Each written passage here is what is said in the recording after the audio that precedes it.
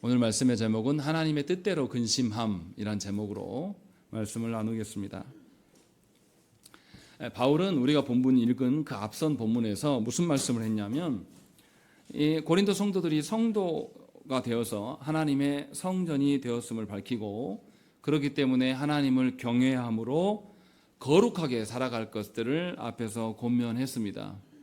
이것은 그리스도로 인하여서 칭이 된 성도이기 때문에 성도의 삶 전반에서 그리스도께서 베푸신 그 그리스도의 거룩함이 드러나야 될 것들을 권면한 말입니다. 그러함에도 불구하고 고린도 성도들만이 아니라 우리들도 많은 성도들이 그리스도로 인하여 그 거룩함의 문제로 인하여서 근심하고 고민하는 경우는 적습니다. 오히려 이 땅에서의 삶, 인생살이에서 오는 그 근심거리에 우리의 고민이 다 거기에 치중되어 있습니다. 그래서 바울은 고린도 성도들에게 그리스도인에게 꼭 있어야 될 근심, 고민, 이것이 무엇인가를 말씀하고 있어요. 그래서 하나님의 뜻대로 근심하라라는 것을 말씀하고 있고, 그 하나님의 뜻대로 근심함이 어떠한 유익을 주는가를 우리에게 확실히 보여줍니다. 그렇기 때문에 저와 여러분들은 오늘 이 말씀을 통하여서 하나님 앞에서의 합당한 근심과 그렇지 않은 근심을 구별해야 됩니다. 그리고 진실로 하나님께서 허용하신 근심을 두고 살아가는 것이 얼마나 유익이 되는가를 여러분들이 몸소 체득되어지기를 간절히 축원합니다.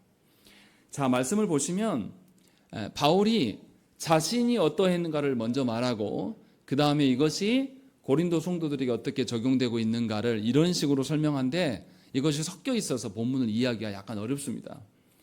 먼저 바울의 처지가 어떠한지 5절에 나와 있습니다. 5절에 보시면 우리가 마게도냐에 이르렀을 때에도 우리의 육체가 편하지 못하였고 사방으로 환난을 당하여 라고 되어 있습니다.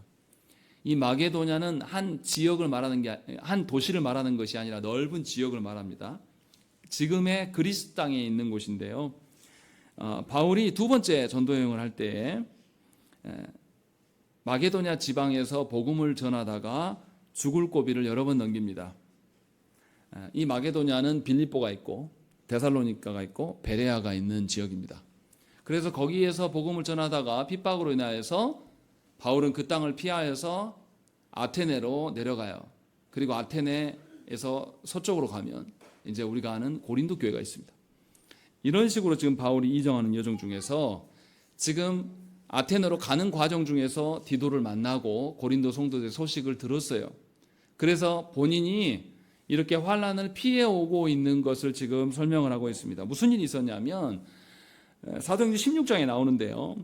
빌립보에서 복음을 전하다가 점치는 귀신 들린 그 소녀를 만나요. 그래서 그 귀신을 쫓아냅니다. 그런데 이 소녀는 누구의 종이에요? 점치는 그 귀신이 들려있기 때문에 이 소녀가 뭔가를 맞춰낸단 말이에요. 그러니까 주인들이 이 소녀로 돈벌이를 했어요. 그런데 바울이 귀신을 쫓아내버리니까 어떻게 됩니까? 그들이 돈을 벌 수가 없게 된 거죠. 그래서 그들이 이 바울과 바울의 일행들을 고소고발합니다. 그래서 바울과 실라가 빌립보 감옥에 갇히게 돼요. 그러나 하나님께서 그 옥문을 열시고 그들을 다시 살게 해줘요. 그래서 이들이 빌립보를 도망하여서 어디로 가냐면 데살로니가로 갑니다. 데살로니가에서 복음을 전하려고 하는데 데살로니가에서 또 유대인들이 쫓아와서 소동을 일으킵니다. 이 바울 일행들은 로마에 항거한 예수를 따르는 무리들이다 라고 하면서 소동을 일으켜요. 그래서 공격을 당하니까 밤중에 또 피신해요. 피신해서 베레아로 도망해요. 베레아에서는 그러나 하나님의 은혜로 말미암아서 복음을 전하고 사람들이 복음에 귀를 기울이기는 했습니다. 그런데 데살로니가에 있는 유대인들이 베레아까지 쫓아와요. 그래서 할 수 없이 이 사도 바울은 이제 이 공격을 피해서 도망다닙니다. 그러면서 남쪽 아주 먼 여정을 떠나는 거죠. 성경에는 아덴으로 나와 있는 지금의 아테네로 도망하면서 지금 공격을 받고 있는 것입니다. 그러니까 바울에게는 굉장히 고난과 역경이 계속 반복되고 있고, 고린도 성도들만의 괴로움이 아니라 바울 역시도 그러한 삶을 살고 있음을 이야기를 해요.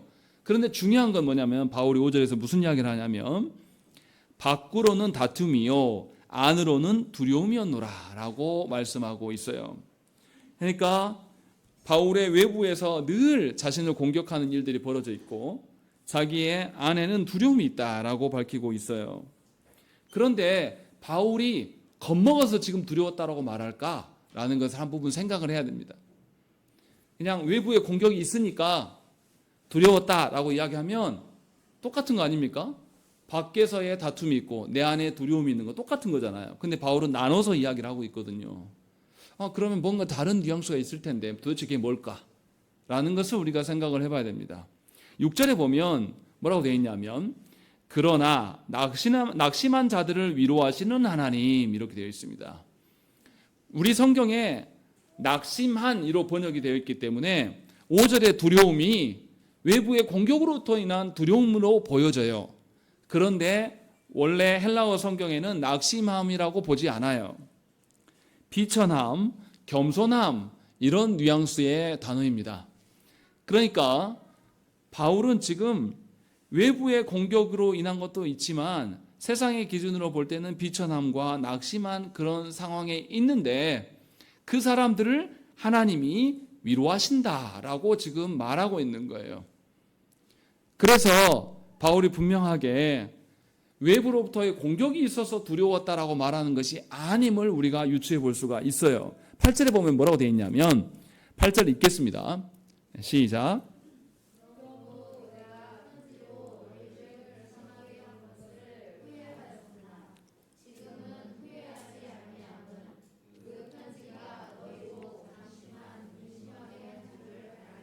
예, 바울이 고린도 성도들에게 뭔가 편지를 보냈는데 그것이 고린도 성도들을 근심하게 한 것 때문에 후회했다라고 이야기하는 거예요. 그러니까 이 후회함과 앞에서 5절에서 밝힌 두려움은 연결되어 있는 거예요. 그런데 그 후회함이 해소됐다고요? 안 됐다고요? 해소가 됐어요. 뭐로 해소가 됐습니까? 디도가 너희들의 소식을 가져옴으로 말미암아서 내가 해결됐다. 그래서 6절에 하나님이 디도가 옴으로 우리를 위로하셨다.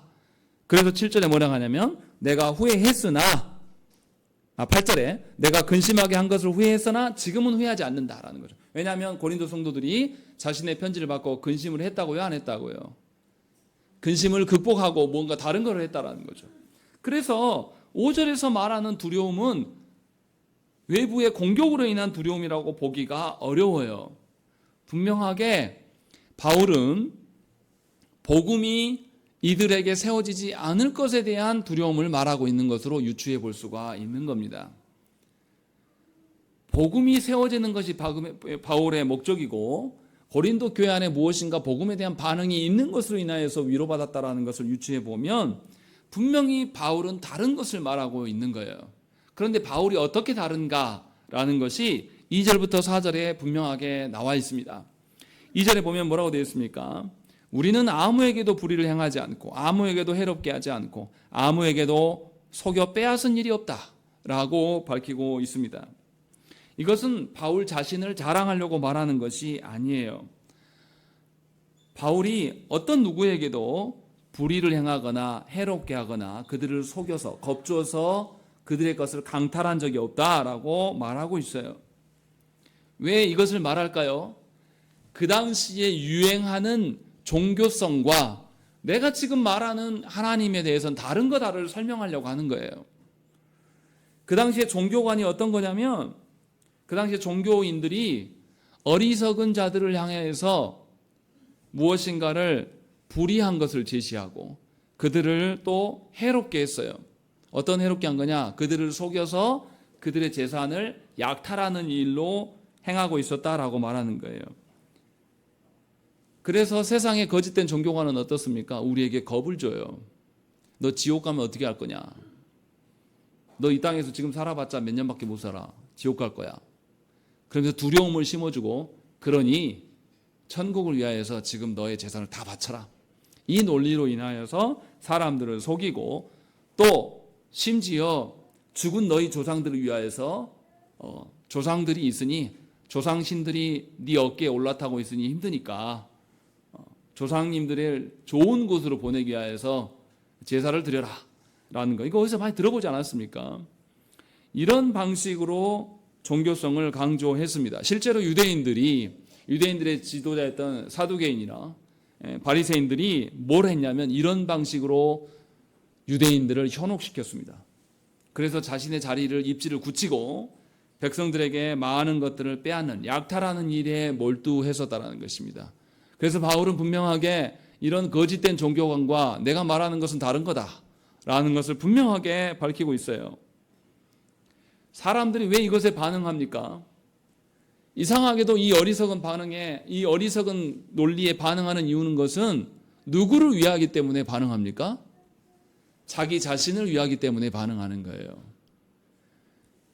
하나님을 위하여서 사는 것이 아니라 자기 자신을 섬기고 살아가기 때문에 사람의 유익을 쫓는 자들이에요. 다시 말하면 속이는 종교 지도자들이나 속아 넘어가는 백성들이나 다 누구를 섬기는 겁니까? 자기 자신을 섬기고 살아가요. 세상의 종교관은 이렇다라는 것입니다. 바울은 그러나 그렇지 않아요. 그것을 말하려고 하는 게 아닙니다. 그래서 바울은 온전히 하나님에 대한 의존성, 하나님만이 나의 유일한 구원이심을 말하려고 하기 때문에 세상의 종교관과 다른 것이다라는 것을 구별하고 있어요. 그래서 3절에도 뭐라고 합니까? 내가 이 말을 하는 것은 너희를 정죄하려고 하는 것이 아니라 내가 이전에 말하였거니와 너희가 우리 마음에 있어 함께 죽고 함께 살고자 함이라 라고 말하고 있는 것이죠.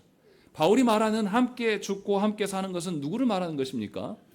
예수 그리스도로 말미암아서 구원의 받음을 이야기를 하고 있는 거예요. 분명히 그리스도 안에서 너희의 세상 삶은 죽은 것이다. 그러나 그리스도로 부활함으로 말미암아 너희가 전에 보지 못했던 무엇을 보기 시작한다? 하나님 나라를 너희가 보게 된다라는 것을 지금 이야기를 하고 있는 거예요. 그래서 하나님의 자녀가 된 사람들은 세상에서 죽은 존재입니다. 세상에서는 별로 가치 없는 존재예요. 그래서 바울이 6절에 낙심한 자들, 더 미리 말하면 비천한 자들, 겸손한 자들이라고 자신을 밝히고 있어요. 세상의 가치관으로서는 별로 가치가 없어요. 그리스도인의 삶은. 왜냐하면 그리스도와 함께 이 땅에서의 어떠함은 다 포기했기 때문에. 그래서 하나님 나라의 어떠함을 두고 부활의 삶을 살아갈 수 있기 때문에 바울은 3절에서 그것을 이야기하고 있는 거예요. 내가 너희에게 권면하는 것은 너희를 속이고 너희에게 해를 가하며 너희 것을 빼앗고자 하는 것이 아니라 진실로 너희가 보지 못했던 그 하나님 나라, 그리스도로 인하여서 보게 된 그 하나님 나라, 새로운 그 나라를 너희에게 보여줘서 부활의 삶을 살게 하기 위하여서 내가 행한 것이다 라고 말하고 있어요. 나는 그 일로 고난을 받고 그 일로 계속 추격당하고 있음에도 불구하고 나의 소원은 여전히 나의 안위와 나의 안정된 삶이 아니라 너희 안에 새겨질 그 복음, 너희 안에 드러날 그리스도로 인하여서 지금 근심하고 있다라는 것을 바울은 이야기를 하고 있는 겁니다. 그러니 바울에게 있는 근심은 어떤 겁니까? 복음이 세워져야 될 하나님의 뜻대로 되어질 근심을 지금 바울은 하고 있는 거예요. 본인이 그렇게 살고 있는 겁니다. 그래서 고린도 성도들에게 어떤 말을 전했을까요? 고린도 성도들에게 잘 먹고 잘 사십시오. 여러분들 이 땅에 여러분들의 유일한 고향이고 여러분들이 이 땅에서 잘 되는 것이 하나님의 복입니다. 이렇게 설교했을까요? 말도 안 되는 이야기입니다. 바울은 도리어 반대로 이야기했을 거예요. 이 땅에서 너희 유익을 살아가는 것, 이기적인 너희 만족을 위해 살아가는 것은 하나님 나라를 도리어 볼 수 없다. 그래서 이기적인 신앙생활을 하는 것을 두고 바울은 훈계하고 책망했을 거예요. 우리가 그 서신서를 발견할 수가 없기 때문에 무슨 내용으로 썼는지 우리가 알 수 없지만 유추해 볼 수 있어요. 그래서 바울이 책망하는 것, 훈계하는 말을 하기 때문에 이 훈계의 말을 듣고 고린도 성도들이 어떻게 반응했을까요? 근심했을 거예요. 책망을 듣고 즐거워할 사람이 누가 있겠습니까? 책망의 말을 들으면 대부분 다 근심합니다. 그래서 바울이 이 일로 걱정했어요. 저들에게 근심 주려고 하는 게 아니에요, 바울은. 근심을 통해서 뭐 하게 하려고? 회개하기 위하여서. 그래서 하나님 나라의 어떠한 가치들을 보게 하기 위하여서 훈계의 말을 한 겁니다. 회개를 촉구한 거예요. 그래서 합당하게 그들 안에 회개의 일들이 일어났으면 참 좋겠는데 그것이 되어지지 않을까 봐 그가 염려하고 두려워했어요. 그래서 5절의 두려움은 그런 겁니다. 그런데 하나님은 어떻게 하시냐면 자신의 근심이 사라지게 해주셨다는 거예요. 누구를 통해서 소식을 듣고요? 디도를 통해서 소식을 듣고 난 다음에 디도로부터 듣게 되니 어떤 일이 일어났냐? 7절 말씀을 읽겠습니다. 시작.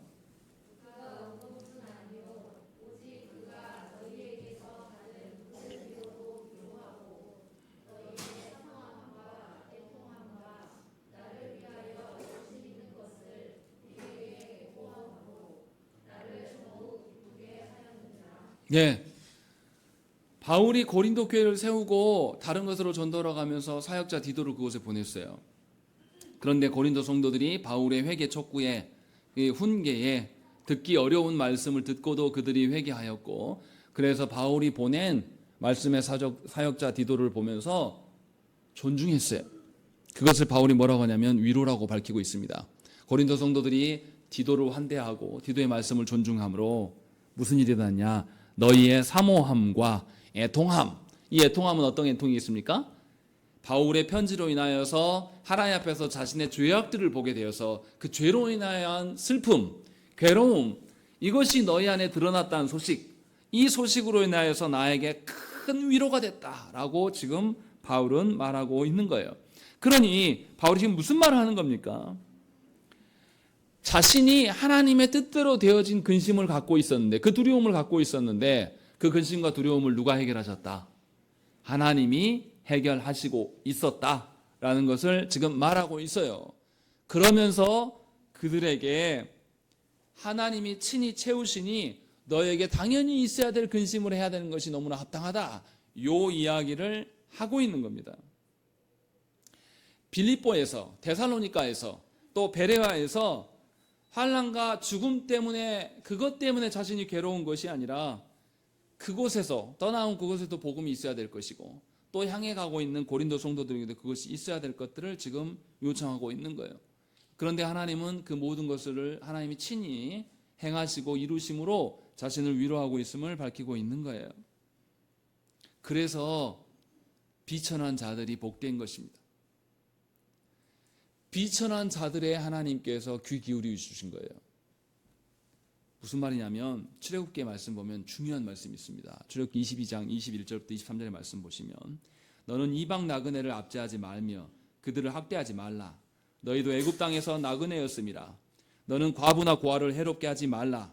네가 만일 그들을 해롭게 함으로 그들이 내게 부르짖으면 내가 반드시 그 부르짖음을 들으리라 라고 말씀하고 있는 거예요. 무슨 말입니까? 사회에서의 비천한 자, 약자들에 대해서 함부로 대하지 말라는 거예요. 하나님께서. 왜요? 함부로 대하면 그 비천한 자들의 하나님을 향한 부르짖음을 누가 들으신다고요? 하나님이 듣고 오셔서, 제가 읽지 않았는데 24절의 말씀 뭐냐면 하나님이 오셔서 칼로 그 비천한 자들을 괴롭게 한 그들을 도륙하시겠다고 하십니다. 그래서 너희의 아내들은 과부가 될 것이며 너희의 자녀들은 부모나 이는 고아가 될 것이다 라고 하나님이 이어서 말씀하세요. 다시 말하면 세상 속에서 우리가 비천한 자가 되어도 괜찮아요. 왜냐하면 세상 속에서 비천한 자가 되어서 우리가 하나님께 우리의 고통과 괴로움을 부르짖을 때 누가 응하시기 때문에, 하나님께서 친히 응하시기 때문에 세상에 어떠한 기준을 능가하시는 하나님이 계신다는 것이죠. 바울은 이것을 근거로 지금 자신이 위로받고 있다, 이 이야기를 지금 하고 있는 거예요. 얼마나 놀라운 일입니까? 그러니까 세상 속에서 내가 비천하게 보이는 것은 도리어 은혜예요. 내가 비천하게 됨으로 인하여서 내가 교만하지 않고, 내가 비천하게 된 것, 하나님 앞에 겸손하게 되는 것은 하나님의 말씀으로 인함이에요. 하나님의 말씀을 붙잡음으로 말미암아서 근심하게 한 것, 하나님의 말씀대로 되어질 것들에 대한 근심한 것이 도리어 나에게 유익이 되었다라는 것, 그래서 하나님께서 나머지 일들을 해결하신다는 것을 다 포함하고 있는 겁니다. 바울은 이것을 이미 경험하고 있어요.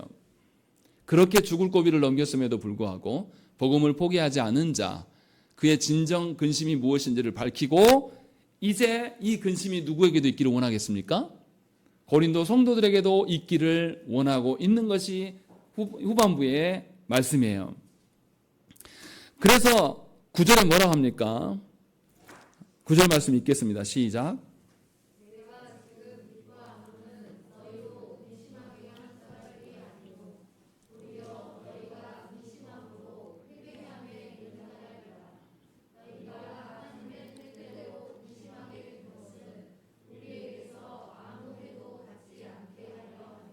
예, 바울이 지금 말하는 것은 단지 너희가 근심하게 된 것 때문에 내가 근심한 것이 아니다라고 말하는 거죠. 뭐 하게 한 거예요? 너희가 하나님의 뜻대로 근심하게 된 것은 이렇게 된 것이죠. 너희가 그냥 근심한 게 아니라 하나님의 뜻대로 근심하였기 때문에 내가 너희에게 훈계하고 너희에게 강하게 한 말이 너희에게 해가 되지 않았다. 그리고 10절에 궁극적인 이야기가 나와요. 10절 말씀 읽겠습니다. 시작.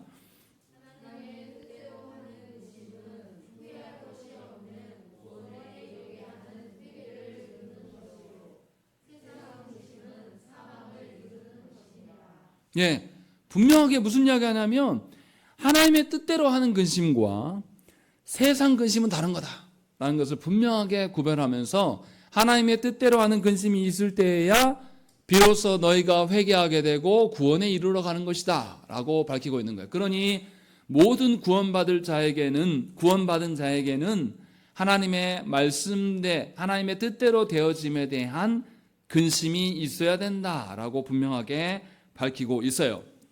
분명히 바울은 자신 안에도 그러한 두려움과 근심이 있었고 이것을 하나님께서 채워주시는 것을 밝히고 난 다음에 너희에게도 이러한 것이 있어야 된다라고 말씀하고 있는 거예요.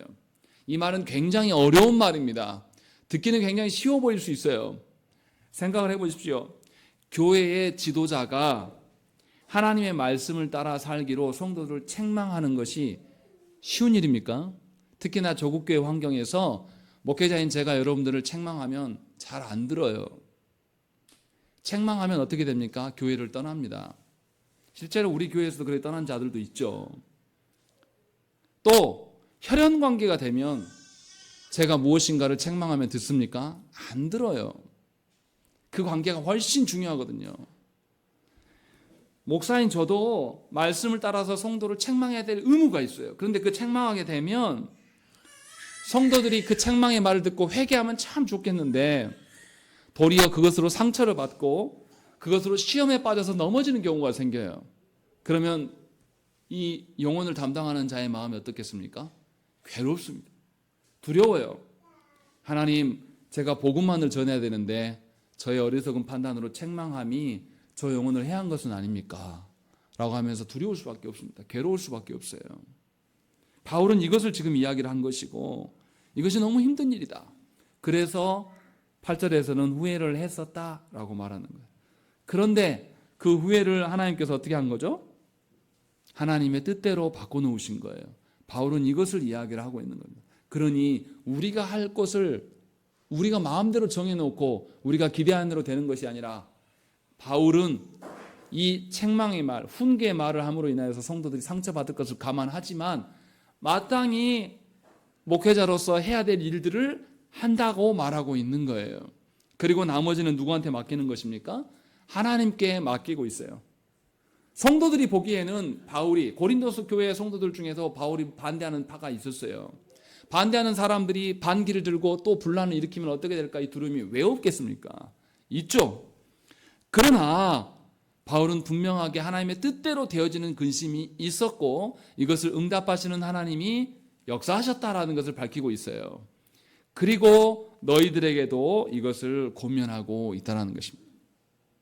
그러니까 여기서 우리가 기억해야 될 게 무엇입니까? 우리는 회개를 거쳐 구원을 향해 가는 자예요. 그 과정 속에 일어나는 근심과 괴로움과 환난과 핍박 정도는 견뎌낼 수 있는 자야 된다는 것입니다. 그런데 그것을 누구 힘으로 견디냐? 우리 스스로의 힘으로 견딘다는 것이 아니에요. 분명히 하나님께서 위로와 기쁨이 되게 하셔서 그것들을 세워가게 하는 것이죠. 그럴 때에는 그 하나님의 뜻대로 근심함이 절대 성도에게 해나 상처가 되지 않는다라는 것을 바울이 분명하게 밝히고 있어요. 그러나 모든 책망과 모든 권면의 말이 다 이런 것은 아닙니다. 왜냐하면 하나님의 말씀은 뭐가 포함되어 있습니까? 사랑만 있지 않아요. 공의가 있습니다. 공의가 있다는 것은 심판을 전제로 말씀하고 있는 거예요. 그렇기 때문에 하나님의 말씀을 듣는 사람들이 다양한 반응을 보입니다. 어떤 이들은 말씀을 듣고 회개하고 순종하는 사람도 있어요. 그런데 말씀에 무관심한 사람도 있습니다. 아이고, 심판은 그건 나랑 상관없어. 나는 이 땅에 사는 것이 좋아 하면서 귀로 넘겨듣고 회개하지 않아요. 또 어떤 사람이 있습니까? 누가 내 말을 저 설교자한테 이야기를 했냐, 왜 나의 이름값에 먹칠하냐 하면서 대들고 배쳐가는 자도 있습니다. 책망의 권면의 말씀을 자신의 죄악을 보게 하는 회개의 말씀으로 받아들이는 사람은 하나님 앞에서 죄악을 보았을 때도 회개하며 아파하고 애통해야 할 것입니다. 그러나 자신의 수치로 여기는 자, 하나님의 말씀을 자신의 부끄러움으로만 여기는 자는 하나님의 말씀을 대적하고 하나님의 교회를 핍박합니다. 그런 말씀을 다시는 선포하지 못하도록 막아세우며 조롱합니다. 이런 것이 일상의 교회 안에서 드러나는 일들입니다. 그러니 여러분들은 하나님의 말씀을 어떻게 받는지 잘 알아들으셔야 돼요. 하나님의 말씀은 공의와 심판을 내포하기 때문에 결코 우리를 편안하게 만들지 않아요. 우리는 하나님의 말씀 앞에서 근심하고 두려워할 수밖에 없어요. 바울은 이것을 이야기를 하고 있는 겁니다. 그래서 바울은 우리에게 근심이 있어야 되는데 하나님의 뜻대로 하는 근심이 있어야 된다, 요 말을 하고 있는 거예요. 세상 근심 말하지 말라. 세상 근심은 결국에는 뭘 이룬다고요? 10절의 말씀에 사망을 이루게 돼 있다는 것이죠. 세상 근심이라는 게 뭡니까? 이 땅에서 내 명예, 이 땅에서 나의 만족, 이 땅에서 나의 행복, 이 땅에서의 나의 자존심, 이런 것들을 세우는 것이 세상의 근심이에요. 자기를 위하여서 살아가는 자는 결코 하나님께서 베푸신 하나님의 선하심을 보지 못합니다. 왜냐하면 이 땅에서 안전을 추구하는 것은 어디서부터 온 것입니까? 하나님으로부터 온 마음이 아니라 우리의 욕망에서 기인한 거예요. 왜 이 땅에서 안전을 취합니까? 이 땅이 내 고향이거든요. 이 땅이 내가 누려야 될 터전이에요. 하나님 나라가 내가 가야 될 곳이 아니라, 하나님 나라가 진짜 우리가 머물러야 될 곳이라면 이 땅에 걸어가는 것은 그냥 나그네 길이어도 상관없어요. 그렇지 않겠습니까? 요즘에 유튜브를 보니까 우리나라 사람들이 캠핑카를 만들어가지고 러시아로 배로 띄워가지고 거기서부터 이렇게 차를 타고 쭉 여행하는 그런 사람들이 상당히 많더라고요. 근데 그렇게 여행하는 사람들이, 차 속에서 먹고 자고 하면서 사는 사람들이 우리 집에서처럼 모든 것을 누리기를 바라면서 여행하겠습니까? 그러지 않을 거예요. 물도 부족해서 못 씻고 못 먹고 그러면서 여행을 쭉 해요. 왜냐하면 그들은 나그네가 목적이겠어요. 그래서 출발한 거거든요. 근데 그게 아니고 여행을 가서 그 땅에서 내가 왜 날마다 못 씻어야 돼? 왜 내가 이렇게 추운 데서 자야 돼? 그럴 거면 여행을 안 가야죠. 무슨 말씀입니까? 하나님께서 우리에게 보여주신 하나님 나라는 그것이 우리의 궁극적인 목적지인 거예요. 이 땅이 아니란 말이에요. 그런데 우리는 하나님의 보여주신 그 소망의 땅을 바라보는 자들이 아니라 내 욕망대로 살면서 이 땅을 내 집이라고 생각하면서 내 욕망대로 살고자 하는 거예요. 그래서 뭐냐면 세상 근심을 합니다. 결국은 이 땅에서 머물기를 원하는 거예요. 그러면 결국은 그 사람은 이 땅에서 죽을 겁니다. 하나님 나라와 아무런 상관없는 일이 될 것이에요. 지금 이것을 우리에게 보여주는 것입니다. 그러니 하나님 앞에서 합당한 근심을 가지셔야 됩니다. 하나님 앞에서 근심이 없는 것도 이상한 거예요. 우리는 세상의 종교성에 젖어서 내 자신을 굉장히 거룩한 존재로 여겨요. 나 참 괜찮다라고 다 우리 스스로 인정합니다. 그래서 근심하지 않습니다. 하나님 앞에서 내 안에 생각하는 것, 내가 상상하는 것, 기대하는 것, 행하는 것, 말하는 것, 표정 하나까지도 하나님 앞에 드릴 게 하나도 없거든요. 그걸로 근심하지 않아요, 우리가 참 괜찮으니 하나님이 이대로만 받아도 하나님이 유익이지, 이렇게 생각하면서 아주 뻔뻔하게 살아간다는 거죠. 그러나 바울은 도리어 그렇게 말하지 않습니다. 회개를 촉구하는 하나님의 말씀대로 되는 근심이 너희 모두에게 있어야 된다 라는 것을 지금 권면하고 있는 것입니다. 하나님을 경외하는 마음으로 올바른 근심을 한다라면 성도들에게 아주 큰 유익이 될 것입니다.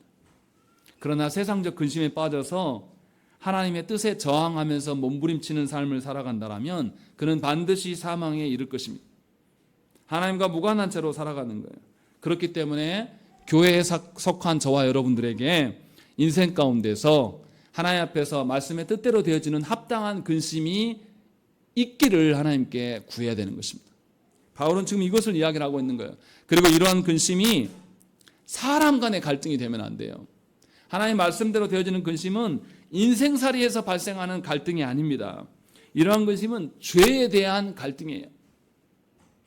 이 신앙 내면에 대한 갈등이란 말이죠. 이것이 우리 안에 있어야 되는 것이죠. 로마서 7장 23절과 24절 말씀에 바울이 뭐라고 고백하냐면 내 지체 속에서 한 다른 법이 내 마음의 법과 싸워 내 지체 속에 있는 죄의 법으로 나를 사로잡는 것을 보는도다. 오호라 나는 곤고한 사람이로다. 이 사망의 몸에서 누가 나를 건져내랴 라고 이야기합니다. 사도 바울도, 그 위대한 사도 바울도 자신 안에 하나님이 주신 법도와 또 다른 법이 있어서 늘 싸우고 있다라고, 이것을 근심하고 있다라고, 이것을 갈등하고 있다라고 늘 고백했어요. 그래서 자신이 죄를 깨닫기를, 그리고 이 심한 갈등 속에서 진실로 하나님의 구원이 어떠한 것이 필요한 것을 깨닫기를 소망한 거예요. 이것은 우리의 이성과 생각으로 알아지는 것이 아니에요. 하나님이 말씀을 주시고 그 말씀을 성령께서 깨닫게 하는 자만이 그것을 보고 깨달아지는 거예요. 그래서 참된 성도들의 회개는 하나님 앞에서 죄악에 대한 회개인 겁니다. 세상이 말하는 그럴싸한 그런 죄악의 회개가 아니에요. 죄에 빠진 인간은 하나님 도움 없이 스스로 회개할 수 없습니다.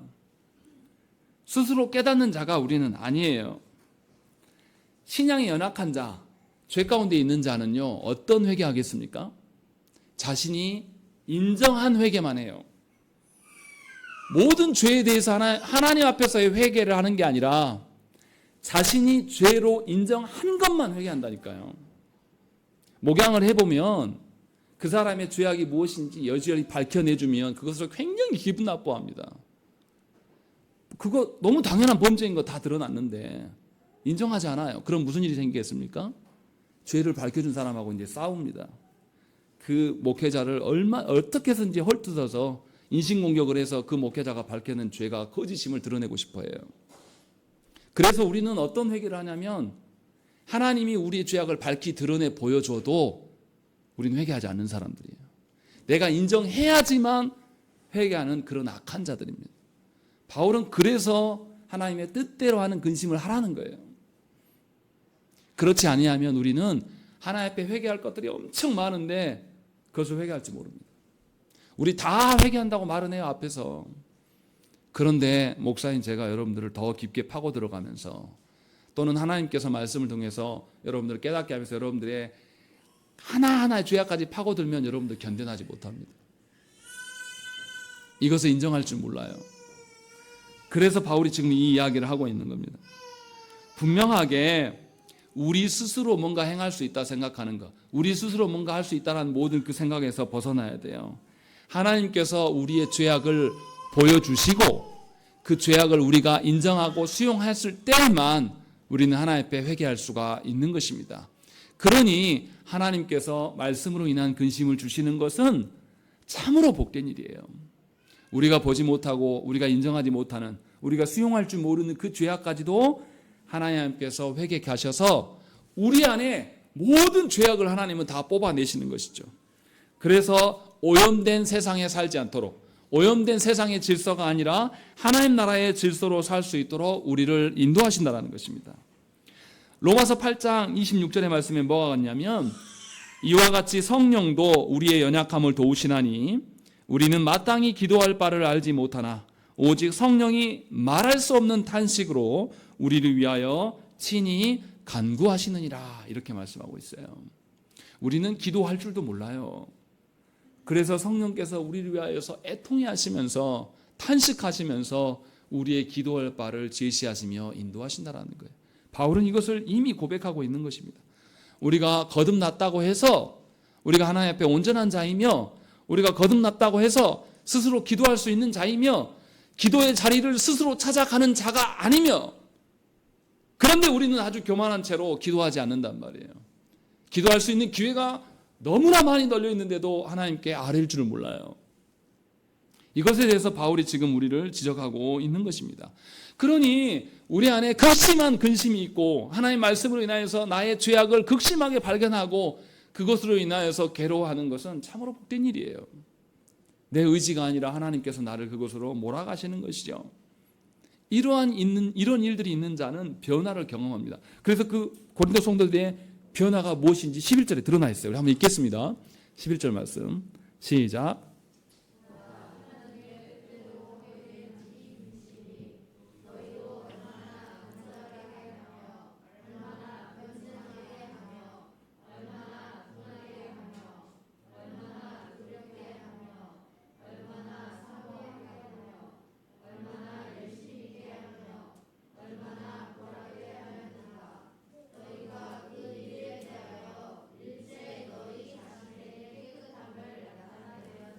예, 그 근심함으로 너희 안에 어떤 일이 일어났냐라고 말하면서 얼마나 간절하게 만들었냐, 얼마나 변증하게 했냐, 복음을 변증할 것들, 또 얼마나 분하게 했냐.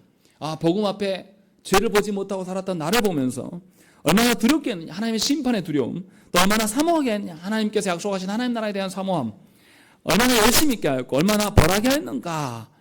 그리고 제일 중요한 거, 그 일에 대하여 일체의 너희 자신의 깨끗함이 나타내게 되었다라고 되어 있습니다. 우리는 깨끗하지 않아요. 그러나 하나님께서 말씀을 주셔서 그 모든 것을 깨닫게 하고 우리가 근심하게 될 때에 하나님께서 우리를 깨끗하게 하심으로 진실로 하나님 앞에서 의로운 하나님의 것들을 고민하고 고뇌하였던 것이 하나님 앞에서 깨끗함으로 하나님이 인정하신다는 거죠. 이것이 지금 너희 안에 드러난 것이다 라고 말씀하고 있는 것입니다. 지금 바울이 무슨 말을 하려고 하는 겁니까? 참다운 회개는 반드시 열매가 낸다라고 말씀하고 있는 거예요. 예수님 뭐라고 하시냐면 마태복음 7장 20절 말씀에 이러므로 그들의 열매로 그들을 알리라라고 말씀하고 있는 거예요. 이 말씀이 무엇입니까? 우리가 진정으로 회개하였다면 그 근심한 바로 인하여서 회개의 삶이 동반된다라는 거예요. 전에는 세상 일로 인하여서 만족하며 그것에 기뻐하는, 그것에 웃는 자였어요. 이제는 하나님 앞에서 나의 죄악을 보고 하나님의 말씀으로 인하여서 나의 더러움을 발견했을 때에 그것으로 애통하고 근심하였던 자에게 하나님의 일들로 기뻐하게 되고 하나님의 일들을 따르는 삶의 변화가 나타나게 된다라는 것이죠. 참으로 회개하는 자는 반드시 그의 삶의 어떠함이 드러나는 거예요. 그러니 바울이 앞서서 지난주에 말씀드렸던 거, 하나님을 경외함으로 거룩함을 이루라. 이 거룩함을 어떻게 이루가느냐를 오늘 본문에서 설명해 준 거예요. 하나님의 말씀으로 근심하는 자, 하나님의 뜻대로 되어지기를 근심하는 그 고통과 고뇌로 인하여서 너희가 진정으로 하나님 앞에 열매를 맺게 되고 하나님의 것으로 기뻐하고 하나님의 것으로 위로를 받는 역사가 일어나게 될 것이다 라고 지금 바울이 권면하고 있는 거예요. 그래서 13절에 뭐라고 합니까? 이로 말미암아 우리가 위로를 받았고 우리가 받은 위로 위에 디도의 기쁨으로 우리가 더욱 많이 기뻐함은 그의 마음이 너희 무리로 말미암아 안심함을 얻었음이라 라고 말하는 거예요. 무슨 말입니까? 바울이 세상 사람들의 어떠함으로 인하여서 괴로운 것이 아니라 너희로 인하여서 근심하고 괴로웠는데 너희의 변화로 인하여서 바울의 위로가 됐고 기쁨이 되었다라고 말하는 거예요. 그래서 마지막 16절에 뭐라고 합니까? 함께 읽겠습니다. 시작.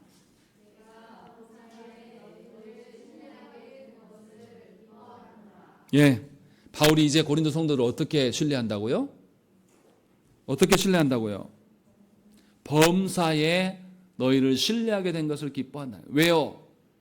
고린도 성도들이 하나님의 말씀을 듣고 바울이 전한 훈계, 책망의 말을 듣고도 그들이 근심하였고 그러면서 하나님 앞에 회개하여서 그들에게 놀라운 변화, 전에는 하나님의 말씀을 사모할 줄 몰랐으며 하나님의 사자들을, 하나님의 보내신 말씀의 사역자들을 존중할 줄 몰랐으나 그들이 놀랍게 변화되는 모습을 보면서 정말로 참으로 기뻐할 것들을 기뻐하는 모습을 보면서 바울은 이제 고린도 성도들을 보면서 안심하고 있는 거예요. 신뢰하고 있는 겁니다. 이래서 바울은 기뻐하고 있는 거예요. 이것이 바로 성도의 교제입니다. 우리가 서로를 신뢰하는 것은 나에게 잘해주고 나에게 뭔가를 육적인 어떤 것들을 채워주기 때문에 되어지는 게 아니에요. 그 사람이 하나님 앞에서 온전한 것, 나 역시도 하나님 앞에 온전해야 될 것과 그 사람이 하나님의 말씀에 온전하게 살아가는 것으로 인하여서 그를 신뢰하게 되는 것, 바울은 이것을 지금 말하고 있는 겁니다. 그래서 이것이 교회의 하나됨이며 교회의 부흥이에요. 이러한 역사가 우리 모두에게도 있을 것입니다. 그래서 지금 우리가 뭘 해야 되냐면 하나님의 말씀으로 근심하시라는 거예요. 하나님의 말씀으로 인하여서 씨름하는 삶을 사시라는 거예요. 하나님의 뜻대로 되어지기를 원하면서 살으라는 거예요. 지금 당장 우리 가정에 돈과 명예와 우리 자녀들의 잘됨이 필요한 것처럼 보여지지만 실제로 이것은 다 어디에서만 통용되는 것이에요. 이 땅에서만이에요. 하나님 나라 가서는 아무런 의미가 없어요. 제 아들이 게임을 너무 좋아해요. 그래서 게임의 레벨을 막 올리는데 열심을 냅니다. 그래서 제가 그 아들한테 그 이야기를 했어요. 규훈아, 네가 게임 레벨 올리는 거는 그 게임에서만 활용할 수 있어. 그 게임에서 하지 말고 우리가 살고 있는 이 터전 위에서 활용할 수 있는 레벨업을 해라. 그게 너한테 도움이 될 거야. 그 고민을 한 적이 있습니다. 하나님께서도 동일하게 우리에게 말씀하고 있는 거예요. 우리의 영원히 지속될 그 하나님 나라의 질서 안에서 우리가 고군분투하시기를 원하시는 거예요. 그러니 여러분 안에 근심이 있는 것으로 인하여서 괴로워하지 마십시오. 성도는 반드시 근심이 있어야 돼요. 그 근심이 있어야지만 우리의 죄악을 보게 되고 죄 앞에서 애통해하면서 진실로 하나님께 회개할 수 있는 길이 열려지는 것이고, 세상으로부터 천박하게 세상으로부터 무시당하는 그들을 누가 복권하십니까? 하나님께서 친히 우리의 부르짖음을 듣고 응답하실 것입니다. 그러니 저와 여러분들 앞에 온전한 근심이 있기를 하나님께 구하시고 그것이 참으로 우리에게 복이 될 수 있기를 간절히 소망하시는 여러분의 인생 되시기를 축원합니다. 함께 기도하겠습니다. 주의 하나님, 우리의 교만과 어리석음 가운데 우리는 없어야 될 근심을 부여잡고 그것이 충만한 것에 대해서 늘 우리가 괴로워했습니다. 하나님이 주신 구원이, 하나님 주신 베푸신 하나님 나라의 일들이 우리 안에 있음에도 우리가 그 하나님 나라 일들을 촉구하지 못하며 그것으로 씨름하지 못하였으며 하나님 나라를 보물로 여기지 못하였던 지난 날들을 용서하시고 진심으로 하나님 나라에 세워지는 일을 잡고 우리가 힘쓰며 애쓰는 자들이 되게 하여 주시옵소서. 헛되고 허망한 일로 인하여서 근심하는 것이 아니라 진실로 사망을 이겨내는 근심, 하나님의 말씀에 근심이 될 수 있도록 우리를 변화시키시고 인도하여 주시옵소서. 하나님께서 함께 하실 줄로 믿습니다. 귀하신 예수님 이름으로 기도드립니다. 아멘. 찬송가 457장으로 하나님께 찬양 올려드리겠습니다. 찬송가 457장입니다.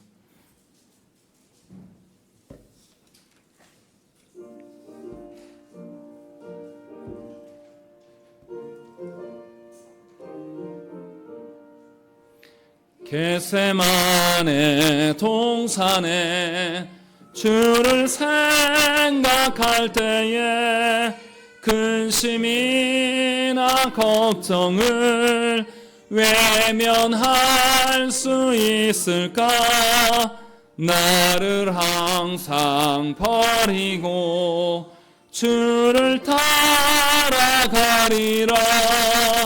빌라도의 뜰에선 주를 생각할 때에 수치됨과 아픈 것 못 견딜 수 있을까?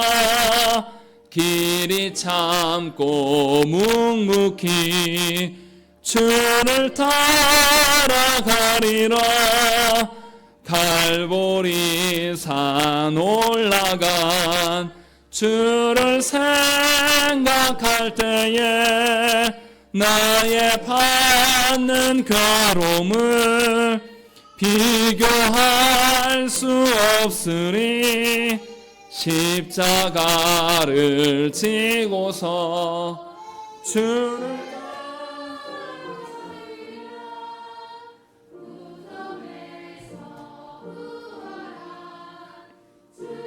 생각할 때에 환난이나 죽음도 두려울 것 없으리 승전가를 부르며 주를 따라가리라. 함께 기도하시겠습니다.